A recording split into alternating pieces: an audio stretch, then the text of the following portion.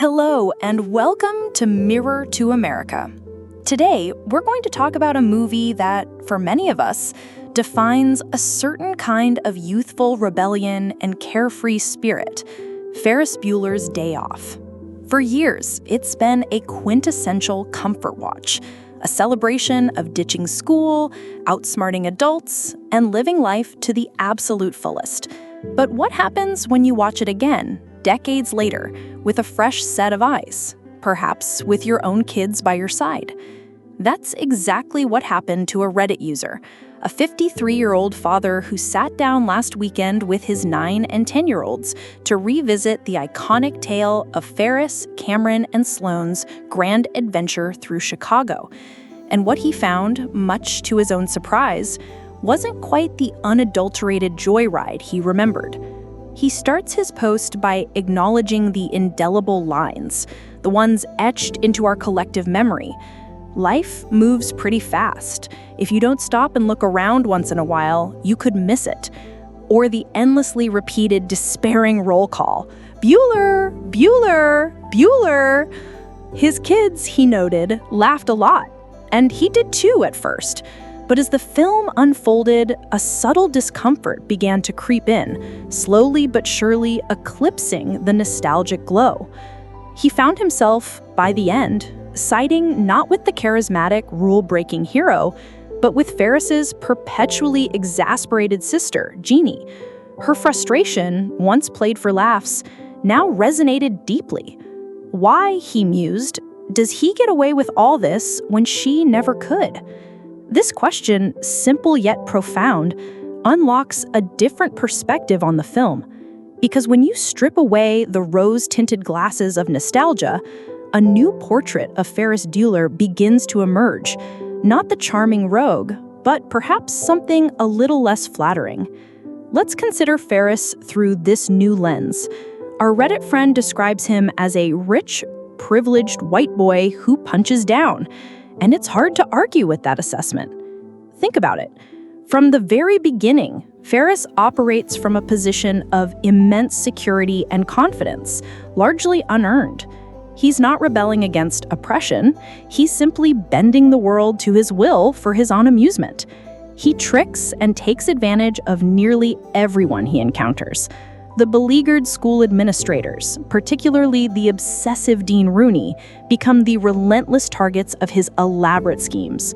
Rooney, for all his bluster, is essentially trying to do his job, and Ferris delights in making his life a living hell. It's funny, yes, but it's also a powerful figure, an adult in authority, being systematically humiliated by a teenager. Then there are the restaurant workers at Chez Quiss. Ferris, with an audacious lie about being the sausage king of Chicago, manipulates his way into a prime table, flaunting his privilege and conning hardworking staff. He doesn't just ask for a table, he demands it through an elaborate, self-serving charade.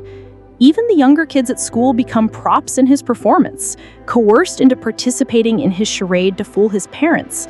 And speaking of his parents, they are completely oblivious, utterly charmed by their deceptive son, while their daughter bears the brunt of their disciplinary actions, unable to catch a break. But perhaps the most striking example of Ferris's problematic behavior lies in his relationship with his best friend, Cameron Fry. Cameron is, in many ways, the emotional core of the film. He's anxious, insecure, and desperately needs a push out of his comfort zone. Ferris does provide that push, undeniably, but he also manipulates Cameron relentlessly.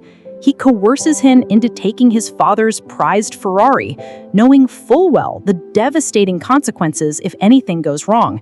He dangles the threat of exposure over Cameron's head, using his friend's fear and neuroses to fuel his own escapades. The famed Save Ferris campaign, while seemingly about friendship, also feels like a grand spectacle orchestrated by Ferris for Ferris. This perspective suggests that Ferris, far from being an empathetic figure, is primarily driven by his own enjoyment, his own insatiable desire for thrill and control. He's a master manipulator, a charismatic narcissist who rarely considers the feelings or consequences for others.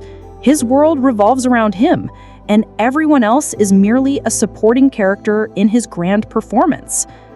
Our Reddit poster acknowledges the shift in perception, describing himself as a grumpy old man yelling at clouds.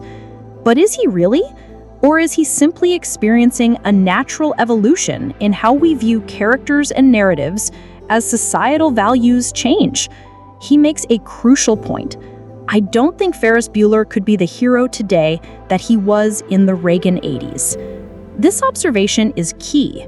The 80s, the era in which Ferris Bueller's Day Off was released, was a time of booming capitalism, individualistic pursuits, and a cultural embrace of ambition and self-reliance.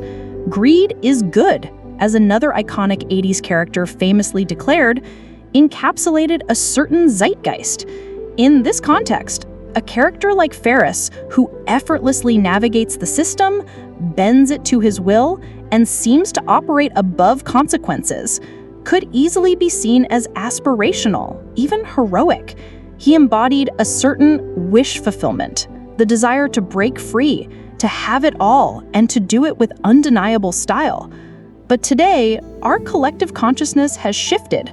We're more attuned to issues of privilege, social justice, and empathy. We question power dynamics more readily. A character who punches down and manipulates those less fortunate or less powerful might not elicit the same uncritical adoration. In a world grappling with economic inequality, systemic injustices, and a greater emphasis on collective responsibility, Ferris's unbridled individualism and disregard for others can feel jarring, even uncomfortable. Our Reddit users' experience is a powerful reminder that art, particularly film, is not static. Its meaning and impact evolve with the times. What was once seen as charmingly rebellious can, through a contemporary lens, appear self-serving and even callous. So what does this mean for Ferris Bueller's Day Off?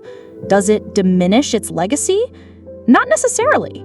It remains a beloved film, a time capsule of an era, and a masterclass in comedic timing and directorial style. As the poster himself admitted, his kids still laughed, and he did too in moments. The film's pure entertainment value is undeniable.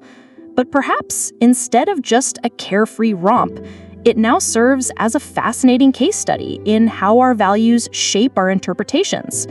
It invites us to consider the hidden costs of unbridled freedom, the unseen impact of casual manipulation, and the evolving definition of what makes a true hero. So, the next time you watch Ferris ditch school, I invite you to consider, is he a hero, a harmless prankster, or something a little more complex? And what does your answer say about the times we live in today? Thank you for watching this episode of Mirror to America. If you found this discussion thought-provoking, please like this video, share it with your friends, and subscribe to our channel for more deep dives into American culture, past and present. We'd love to hear your thoughts on Ferris Bueller in the comments below. See you next time.